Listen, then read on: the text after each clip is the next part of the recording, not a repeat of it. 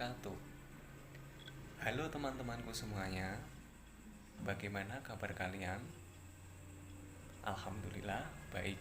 Semoga kita tetap diberi kesehatan oleh Allah Subhanahu wa taala sehingga kita semuanya dapat menuntut ilmu dengan baik. Perkenalkan, nama saya Dian Khairul Ana. Saya mahasiswa kelas 4 PGSD Unisnu Jepara.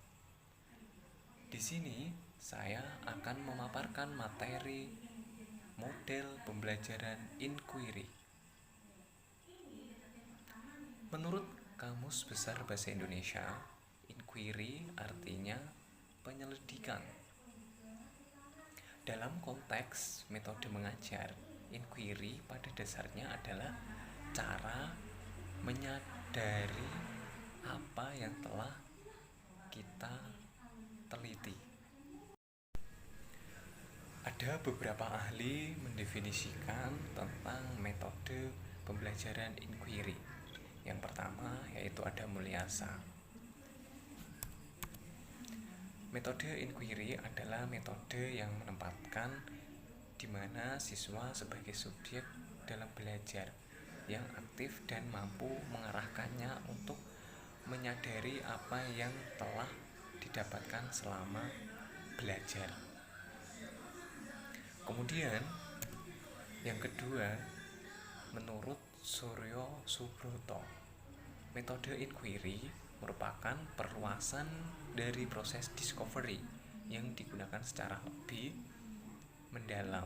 Ini berarti inquiry mengandung proses-proses mental yang lebih tinggi, misal merumuskan masalah, merancang eksperimen, dan melaksanakan eksperimen, mengumpulkan dan menganalisa data, menarik kesimpulan, dan sebagainya. Kemudian, menurut Rostia, metode inquiry adalah teknik atau cara yang digunakan guru untuk mengajar, di mana guru membimbing siswa yang ditugaskan untuk meneliti suatu masalah dengan petunjuk dan langkah kegiatan yang jelas. Dikutip dari Sanjaya, metode inquiry mempunyai dua karakteristik. Yang pertama yaitu metode inquiry menekankan kepada aktivitas siswa secara maksimal untuk mencari dan menemukan. Kemudian yang kedua, tujuan dari penggunaan metode inquiry adalah pembelajaran adalah mengembangkan kemampuan berpikir secara sistematis, logis, dan kritis, atau mengembangkan kemampuan intelektual sebagai bagian dari proses mental. Prinsip-prinsip metode inquiry. Yang pertama yaitu berorientasi pada pengembangan intelektual. Yang kedua, prinsip interaksi. Ketiga, prinsip bertanya. Keempat, prinsip belajar untuk berpikir. Kelima, prinsip keterbukaan. Kemudian, komponen-komponen metode inquiry. Yang pertama yaitu question. Kedua, student engagement. Ketiga, cooperative interaction. Keempat, performance evaluation. Kelima, variety of research. Berikutnya, prinsip dalam metode inquiry tadi yang pertama yaitu berorientasi pada pengembangan intelektual, di mana keberhasilan dari proses pembelajaran dengan menggunakan metode inquiry bukan ditentukan oleh sejauh mana siswa dapat menguasai materi pelajaran, akan tetapi sejauh mana siswa beraktivitas mencari dan menemukan sesuatu.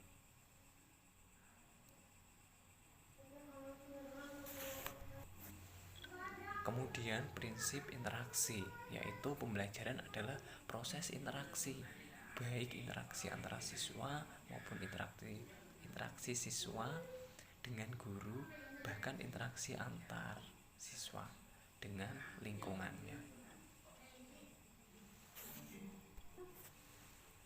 Selanjutnya yaitu prinsip bertanya. Kemampuan guru untuk bertanya dalam setiap langkah inquiry sangat diperlukan, baik bertanya untuk melacak maupun bertanya untuk menguji kemampuan. Kemudian prinsip belajar berpikir, di mana proses mengembangkan potensi seluruh otak, baik otak kiri maupun otak kanan, baik otak reptil, otak limbik maupun otak neokortek.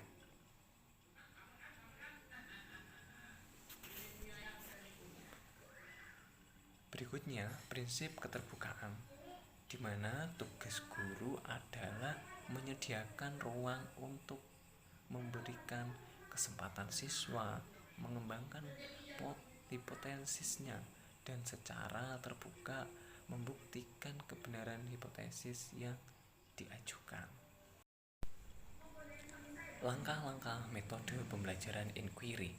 Yang pertama yaitu orientasi. Yang kedua, merumuskan masalah. Yaitu yang pertama, masalah hendaknya dirumuskan sendiri oleh siswanya. Yang kedua, masalah yang dikaji adalah masalah yang mengandung jawaban yang pasti. Ketiga, konsep dalam masalah adalah konsep-konsep yang sudah diketahui terlebih dahulu oleh siswa. Kemudian langkah yang ketiga, mengajukan hipotesis. Yang keempat, mengumpulkan data. Yang kelima, menguji hipotesis. Yang terakhir, keenam, yaitu merumuskan kesimpulan. Itu tadi langkah-langkah metode inquiry. Untuk metode inquiry tersendiri ada kelebihan dan ada kekurangan. Untuk kelebihannya, yang pertama, siswa dapat berpartisipasi aktif dalam pembelajaran yang disajikan. Yang kedua, menumbuhkan sekaligus menanamkan sikap inquiry, yaitu mencari. Yang ketiga, mendukung kemampuan problem solving siswa. Keempat, memberikan wahana interaksi antar siswa maupun siswa dengan guru. Dengan demikian, siswa juga terlatih untuk menggunakan bahasa Indonesia yang baik dan benar. Yang kelima, materi yang disajikan dapat mencapai tingkat kemampuan yang lebih tinggi dan lebih lama membekas karena siswa dilibatkan dalam proses menemukannya. Itu menurut Marzono dalam Widiharto. Kemudian kekurangan metode inquiry ini, yang pertama yaitu untuk materi tertentu, waktu yang tersita lebih lama. Kemudian yang kedua, tidak semua siswa dapat mengikuti pelajaran dengan cara ini. Yang ketiga, tidak semua topik cocok disampaikan dengan model ini. Umumnya, topik-topik yang berhubungan dengan prinsip dapat dikembangkan dengan model penemuan terbimbing.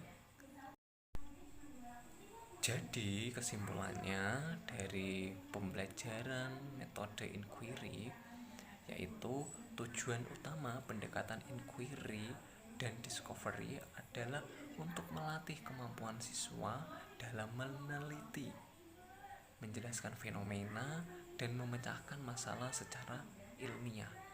Karena pada dasarnya, secara intuitif, setiap individu cenderung melakukan kegiatan ilmiah, mencari tahu atau memecahkan masalah. Cukup sekian pemaparan materi metode pembelajaran inquiry. Jika ada salah-salah kata dalam pengucapan atau pelafalan, saya pribadi mohon maaf yang sebesar-besarnya. Wabillahi taufik wal hidayah. Wassalamualaikum warahmatullahi wabarakatuh.